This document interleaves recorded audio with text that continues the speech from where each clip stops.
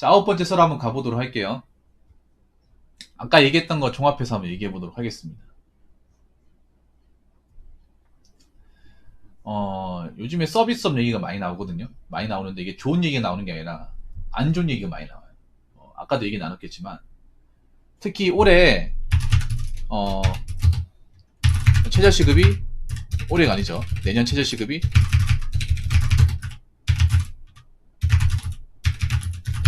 9,620원으로 460원 이상이 됐어요. 인상폭이 내가 생각한 것보다 크다고 제가 말씀드렸어요. 근데 걱정하는 게 뭐냐 하면 이 서비스업에서 일하는 분들이 굉장히 걱정을 해. 내가 생각한 것 이상으로. 네. 가장 이 시급 이상으로 걱정하는 분들이 두 부류예요. 네. 첫 번째는 소상공인. 네. 뭐 자영업자죠. 두 번째는 그 소상공인 밑에서 일하는 사람.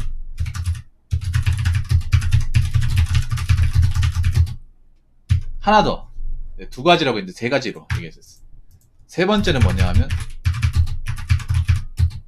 단순 서비스업에 종사하는 사람. 왜 그런지 아십니까? 일단 소상공인은 직원을 건용해야 되고 작다 보니까 그래서 시급 인상이 이제 양을 많이 받죠. 그렇다고 직원을 안 쓸 수 없고. 두 번째는 소상공인 밑에서 일하시는 분들은 최저시급에 준해가지고 돈을 받아요. 맞죠? 그럼 인건비 올라가겠죠. 세 번째도 마찬가지. 네. 서비스업에 종사한 사람도 연봉제라기보다는 시급제입니다. 시급제. 대부분의 서비스업은 시급으로 돈을 받아요. 네. 근데 시급이 올라가지고 시급으로 계산을 한다 하더라도 급여가 꽤 많이 나온다는 거죠. 지금도 많이 나오는데 내년엔 더 많이 나오겠죠. 그래서 앞으로 이제 이 서비스업이 버티기 힘들 겁니다. 그래서 제가 감히 말씀드리면 지금 서비스업에서 일하시는 분들은 좀 내가 다른 분야로 준비를 좀 해야 되지 않을까, 진지하게 고민해야 되지 않을까 생각을 해요. 네. 향후 한 몇 년 동안 좀 이 서비스업은 판도가 많이 변할 것 같습니다. 1년 뒤에도 좀 많이 변할 것 같죠, 여러분 봐도. 네.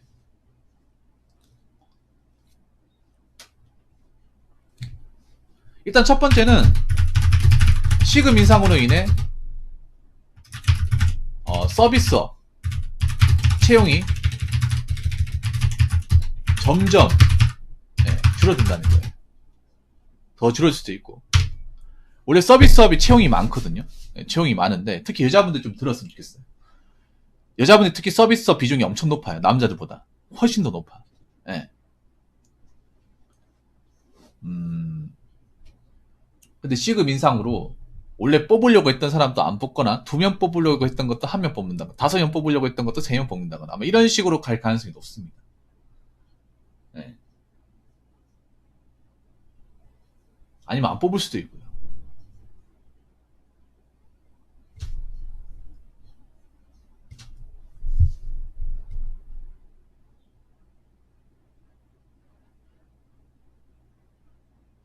그래서 단순히 뭐 계산한다거나 아니면 뭐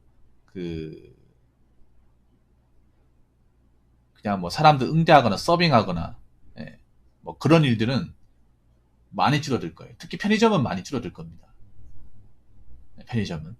편의점과 커피 전문점은 많이 줄어들 것 같아요. 제가 봤을 때는. 특히 중요한 게 뭐 내가 알바나 뭐 용돈벌이 하는 분들도 중요하지만 생업을 하시는 분들 있죠. 생업을 하시는 분들. 이게 내가 전부다. 이 일 아니면 안 된다고 하시는 분들 이거 좀 진지하게 생각을 해야 돼. 예. 왜냐하면 특히 여자분한테 얘기하고 싶은 게 여자분들 이제 각도소생이잖아요. 내 인생을 책임져야 됩니다.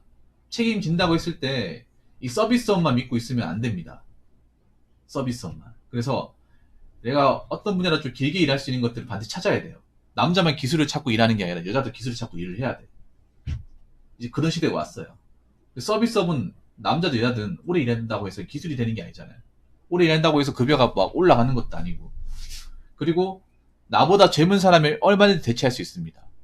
네. 특히 서울 쪽이 서비스업이 몰빵이 되어 있어요.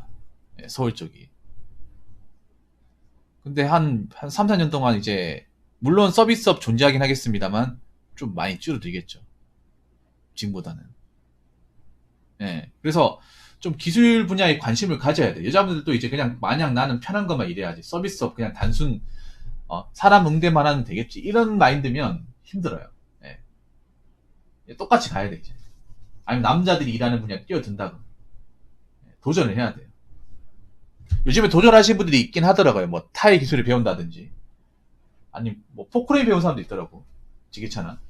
옛날에는 없었거든. 옛날에 진짜 한 명도 없었거든. 근데 지금은 조금씩 있는데 더 많아야 되지 않을까 생각을 합니다. 더 많아져요. 예. 자, 두 번째는 뭐냐 하면 4차 산업이죠. 4차 산업. 네, 키오스크, 그리고 인공지능, 그리고 자동 계산, 네, 그리고 서빙 로봇, 그리고 커피 로봇.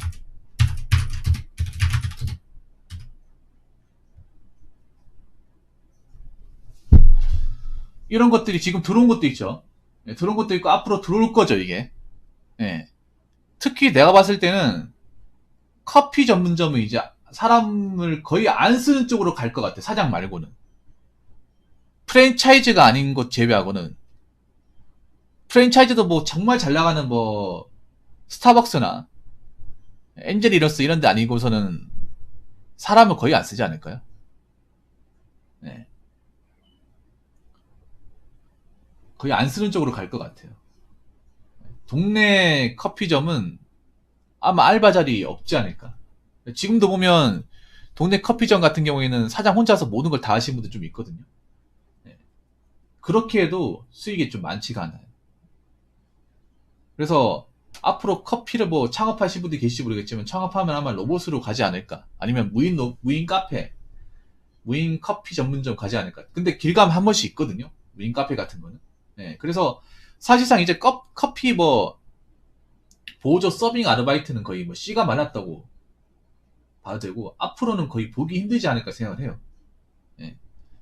편의점도 아마 주간 알바 정말 구하기 힘들 겁니다. 네. 제가 얼핏 봤는데 이틀 전인가 봤는데 주간은 많은 자리가 없더라고요. 그리고 시간도 굉장히 짧아요. 편의점도 이제 돈이 되려면 한 8시간은 일을 해야 되는데 주간 일하는 게 4시간밖에 안 돼. 6시간이나. 뭐 그 정도라 일하면 좋긴 한데 시간이 짧으니까. 예. 점주분들도 이제 시간을 많이 쓰지 않아요. 오랫동안 써가지고 일을 시키면 돈이 많이 나가니까. 그렇다고 수익이 많이 올라오는 것도 아니고. 그래서 아마 계산 같은 것도 많이 없어지겠죠. 계산하는 것도. 예. 그래서 이런 부분에 좀 대비를 해야 된다. 예. 그리고 이제 사람 응대하는 것도 많이 없어지겠죠. 원래 제가 봤을 때 가장 없어질 가능성이 높은 것 중에 하나가 인포메이션 아시죠, 여러분? 건물 같은 데 가보면 인포메이션이라고 해가지고 왜 아가씨들이 왜 정장 같은 거 입고 투피스 차림으로 단정하게 해가지고 사람 응대하는 거 있죠. 그런 것도 많이 없어지지 않을까. 왜냐면 코로나 때 한번 없어졌잖아, 이게. 예.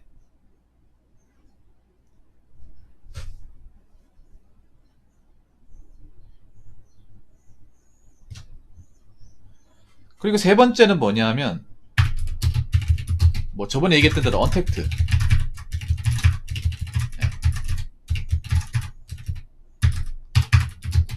그리고 예. 지금 무인화로 점점 가고 있거든요. 사람과 접촉을 하지 않고 지금도 가게에서 뭐 여러 음식 먹는 사람도 있겠지만 뭐 시켜 먹는 사람도 있고 테이크아웃도 많잖아. 예.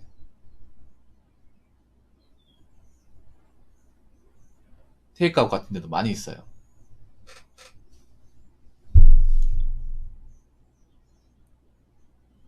그리고 서비스 중에 하나가 또 은행이죠. 은행도 일종의 서비스업인데 은행도 여러분 지점 통폐합되고 있는 거 알고 계시죠, 여러분? 예. 은행도 지금 사무직 직원들을 많이 줄이고 있어요. 서울 같은 게 몇 군데 좀 줄어들었다고 하더라고요. 예. 은행도 점점 가면 갈수록 이제 4차 산업을 대비하고 있어. 뭐 통장도 안 만들고 있고. 예. 웬만하면 인터넷 그 뱅킹으로 다 끝낼 수 있도록 예, 그렇게 하고 있고 직원 채용도 줄이고 있고 예, 이런 식으로 나름 이제 서비스 업종이 전환을 하고 있어요. 그러니까 완전히 없어지는 않을 거야. 완전히 없어지는 않은데 짜잘한 동네 쪼매난 데 있죠. 그런 데는 없어지고 있어. 이금융권 은행들이. 내가 느끼기 요즘에 이금융권 은행 찾기가 상당히 힘들어요. 예, 정말 번화가나 큰데 아니면 없어지고 있어. 그래서 나중에 갔을 때는 크게 많이 안 남을 것 같아요. 뭐 이것도 시간이 지나봐야 알 수 있는 거긴 하지만 이 부분에 대해서 좀 대비가 필요하지 않을까 생각을 해요. 예.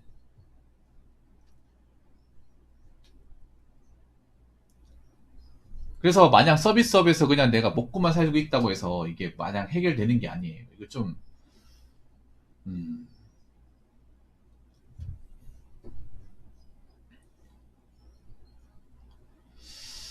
그래서 참 배달도 요즘에 잘 안 되잖아요. 배달도 일종의 서비스인데 배달도 요즘에 옛날처럼 잘 안 된다고 하거든요.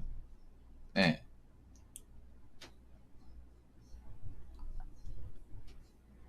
배달도 내가 봤을 때는 그 코로나 터질 때처럼 막 그렇게 금에 한양하고 하진 않을 것 같아요.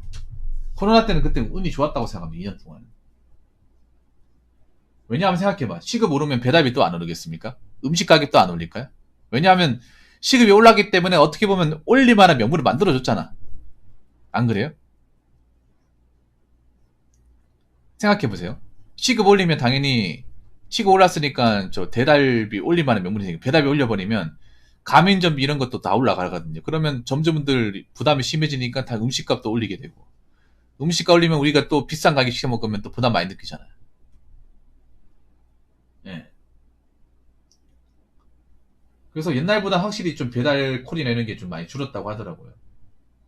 지금 보니까 뭐 배달 유튜버도 보니까 그 옛날에는 막 가까운 데 배달 가시던 분들도 이제 멀리까지 간다고 하더라고요. 멀리까지. 예. 동선이 엄청 멀어졌다고 하더라고요. 왜냐하면 가까운 데만 이제 대기 타가다가는 막 30분 대기 타는 경우도 있고 없으니까. 콜 없는 걸 가지고 이제 콜사라고 하잖아요. 콜 사망이라고. 콜사 현상이 좀 많이 벌어지고 있으니까. 그래서 정말 좀 이제 일수완이 좋고 좀 오래 한 사람들은 살아남고 그냥 파트타임으로 하시는 분들은 대부분 접는 분위기예요. 예. 아무튼 그렇기 때문에 뭐 서비스업 일하시는 분들한테는 좀 제가 얘기하는 게좀 뭐 불편할 수 있습니다. 그렇긴 하지만 좀 대비를 해야 돼요. 대비를 해야 혹시라도 내가 뭐 낙동강 오리알이 됐을 때 살아나갈 수 있는 방법이 있지 않겠습니까? 남자분들도 그렇지만 특히 여자분들이 좀 걱정이 돼요. 여자분들이 서비스업에 너무나 많이 몰려 있거든. 예. 그 남자들이 서비스업도 있긴 한데 남자들 서비스업이 여자들 서비스업과 다른 게 뭔지 아세요? 남자들은 노동강도 높아. 예.